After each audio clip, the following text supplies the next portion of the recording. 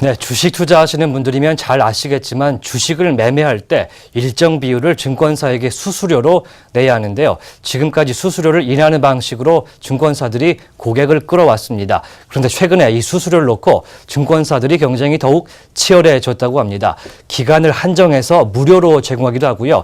최근에 아예 평생 동안 받지 않겠다고 한 곳이 생겼습니다. 어떤 이유에서인지 뉴스핌의 이광수 기자와 함께 얘기해 보겠습니다. 네, 안녕하십니까? 안녕하십니까? 네, 사실 본론에 앞서서 간단하게 얘기를 좀 해야 될게요. 주식 매매 수수료, 이게 정확히 어떤 이유에서 받는 건가요? 네, 투자자가 주식을 사고 팔 때 이제 각 증권사의 IT망이나 시스템 등을 이용하게 되지 않겠습니까? 예. 이제 그 비용을 치르는 겁니다. 네. 당연히 지점에서 매매를 하면은 인건비 등이 포함되어 있으니까 예. 온라인으로 거래할 때보다는 당연히 비싸겠고요. 예. 뭐 HTS나 MTS 등으로 매매하면은 지점보다 약 4분의 1 수준으로 저렴하다고 합니다. 그렇군요. 직접 하는 것보다는 핸드폰, 인터넷으로 하는 게 좋다 이 말씀이신데 네. 이게 사실 어떻게 보면 증권사들이 먹고 사는 주요 수익원인데 이거를 이렇게 깎아주면서까지 경쟁을 왜 하나요?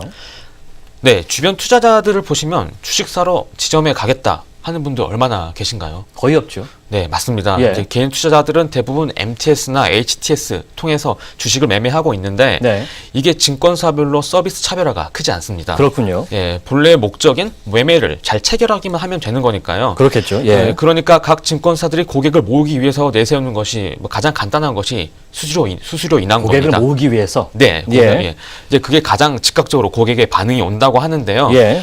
이미 뭐 국내 증권사들의 주식 매매 수수료를 보면은 최저 0.015% 수준이거든요. 예. 이게 당장 뭐 수치적으로는 굉장히 적게 느껴질 수도 있는데 이게 거래 금액이 커지거나 좀 매매가 많아지면 무시할 수 없는 부담이 되기도 하는데요. 네. 최근에는 이 0.015%마저도 받지 않겠다 하는 곳들이 생겨나고 있는 겁니다. 그러니까 경쟁하다 보니까 차별을 하기 위해서 수수료를 0.015%까지 내렸는데 이마저도 뭐 0%까지 내리겠다. 그 수수료가 0%면 고객이 많아도 별 소용이 없을 것 같은데 왜 그렇습니까? 네, 사실 지금까지 증권사들이 내놓았던 수수료 무료는 지금까지 기간이 다 한정되어 있었습니다. 네. 뭐 가령 2020년까지만 무료다 이런 식이었는데요. 그렇군요. 뭐 거래 조건이 있는 경우도 있었습니다.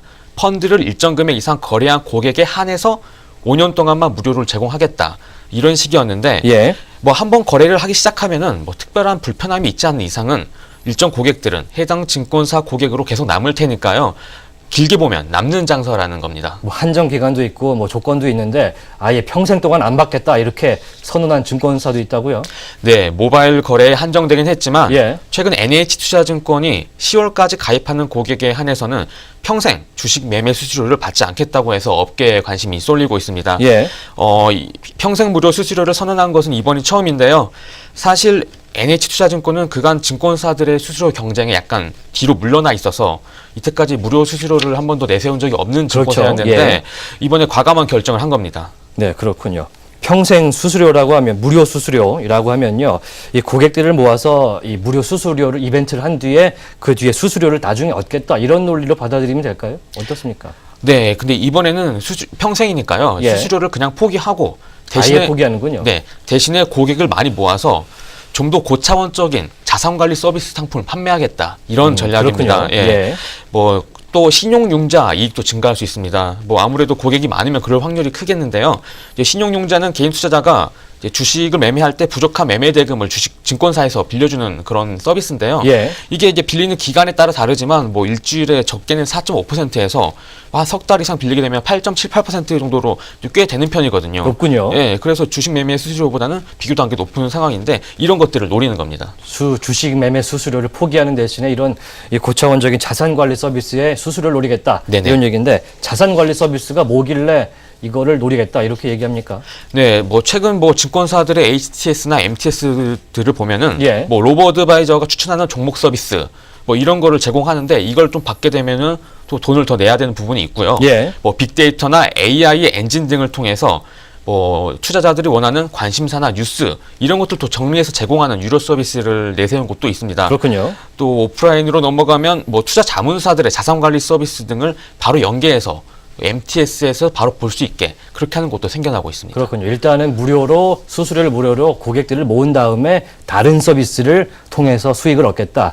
이런 전략 같은데요. 네네. 길게 보면 이렇게 증권사들의 경쟁 패러다임이 좀 계속 바뀌고 있는 거군요. 수수료는 더 내려갈 데가 없잖아요. 그렇죠? 네네, 예. 맞습니다.